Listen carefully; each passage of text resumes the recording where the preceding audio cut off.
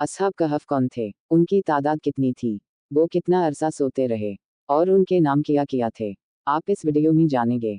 इन अजीम लोगों के बारे कुछ दिलचस्प व अजीब मालूमात। हज़रत ईसा अलैहिस्सलाम के आसमान पर उठा ले जाने के बाद ईसाइयों का हाल बेहद ख़राब और निहायत अबतर हो गया था। लोग बुत परस्ती करने लगे और दूसरों को भी बुत परस्ती पर मजबूर करने लगे। खुसूसन उनका एक बादशाह दकियानुस तो इस कदर जालिम था कि जो शख्स बुत परस्ती से इनकार करता था ये उसको कत्ल कर डालता था। असहाब कहफ शहर अफसोस के शुरफा थे जो बादशाह के मुअज़्ज़ज़ दरबारी भी थे, मगर ये लोग साहब ईमान और बुत परस्ती से इंतहाई बेजार थे। दकियानुस के जुल्म व जबर से परेशान होकर ये लोग अपना ईमान बचाने के लिए उसके दरबार से भाग निकले और करीब के पहाड़ में एक गार के अंदर पनाह गुज़ी हुए और सो गए। तो 300 बरस से ज़्यादा अरसे तक उसी हाल में सोते रह गए। दकियानुस ने जब उन लोगों को तलाश कराया और उसको मालूम हुआ कि ये लोग गार के अंदर हैं तो वो बेहद नाराज़ हुआ और फरतख़ैज़ व गज़ब में ये हुक्म दे दिया कि गार को एक संगीन दीवार उठाकर बंद कर दिया जाए ताकि ये लोग उसी में रहकर मर जाएं और वही गार उन लोगों की कब्र बन जाए।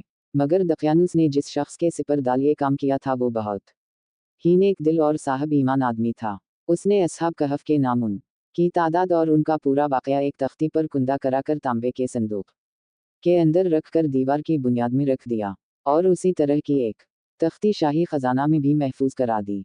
कुछ दिनों के बाद दकियानुस बादशाह मर गया और सल्तनतें बदलती रहीं, यहाँ तक कि एक नेक दिल और इंसाफ परवर बादशाह जिसका नाम बैदरूस था तख्त नशीन हवा, जिसने 68 साल तक बहुत शान व शौकत के साथ हुकूमत की। उसके दूर में मजहबी फ़िरका बंदी शुरू हो गई और बाज़ लोग मरने के बाद उठने और क़यामत का इनकार करने लगे। कौम का ये हाल देखकर बादशाह रंज व गम में डूब गया और वो तन्हाई में एक मकान के अंदर बंद होकर खुदावंद कुद्दूस इज़्ज़ जल के दरबार में निहायत बेकरारी के साथ गिरिया वजारी करके दुआएं मांगने लगा कि या अल्लाह अज़्ज़वजल कोई ऐसी निशानी ज़ाहिर फरमा दे ताकि लोगों को मरने के बाद जिंदा होकर उठने और क़यामत का यकीन हो जाए। बादशाह की यह दुआ मकबूल हो गई और अचानक बकरियों के एक चरवाहे ने अपनी बकरियों को ठहराने के लिए उसी गार को मुंतखब किया और दीवार को गिरा दिया। दीवार गिरते ही लोगों पर ऐसी हैबत व दहशत सवार हो गई कि दीवार गिराने वाले लर्जा बरांदाम होकर वहां से भाग गए और असहाब कहफ बहकम इलाही अपनी नींद से बेदार होकर उठ बैठे और एक दूसरे से सलाम वाओ कलाम में मशगूल हो गए और नमाज भी अदा कर ली। जब उन लोगों को भूख लगी तो इन लोगों ने अपने एक साथी यमलीखा से कहा कि तुम बाजार जाकर कुछ खाना लाओ और निहायत खामोशी से ये भी मालूम करो कि दकियानुस हम लोगों के बारे में क्या इरादा रखता है। यमलीखा गार से निकलकर बाजार गए और ये देखकर हैरान रह गए कि शहर में हर तरफ इस्लाम का चर्चा है और लोग एलानिया हज़रत ईसा अलैहिस्सलाम का कलिमा पढ़ रहे हैं। यमलीखा ये मंजर देखकर महू हैरत हो गए कि इन्हीं ये माजरा किया है कि इस शहर में तो ईमान व इस्लाम का नाम लेना भी जुर्म था। आज ये इनकलाब कहाँ से और क्यों कर आ गया। फिर ये एक नामबाई की दुकान पर खाना लेने गए और दकियानुसी ज़माने का रुपया दुकानदार को दिया जिसका चलन बंद हो चुका था, बल्कि कोई इस सिक्का का देखने वाला भी बाकी नहीं था। दुकानदार को शुबाह हवा कि शायद उस शख्स को कोई पुराना खजाना मिल गया है, चुनचे दुकानदार ने उनको हुक्काम के सुपरद कर दिया और हुक्काम ने उनसे खजाना के बारे में पूछगछ शुरू कर दी और कहा कि बताओ खजाना कहाँ है।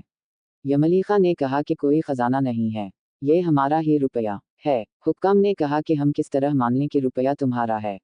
ये सिक्का 300 बरस पुराना है और बरसों गुजर गए कि इस सिक्का का चलन बंद हो गया और तुम अभी जवान हो, लिहाजा साफ साफ बताओ कि अक़ीदा हल हो जाए। ये सुन कर यमलीखा ने कहा कि तुम लोग ये बताओ कि दकियानुस बादशाह का क्या हाल है। हुक्काम ने कहा कि आज रोए ज़मीन पर इस नाम का कोई बादशाह नहीं है। सैकड़ों बरस गुजरे कि इस नाम का एक बेईमान बादशाह गुजरा है जो बुत परस्त था। यमलीखा ने कहा कि अभी कल ही तो हम लोग उसके खौफ से अपने ईमान और जान को बचाकर भागे हैं।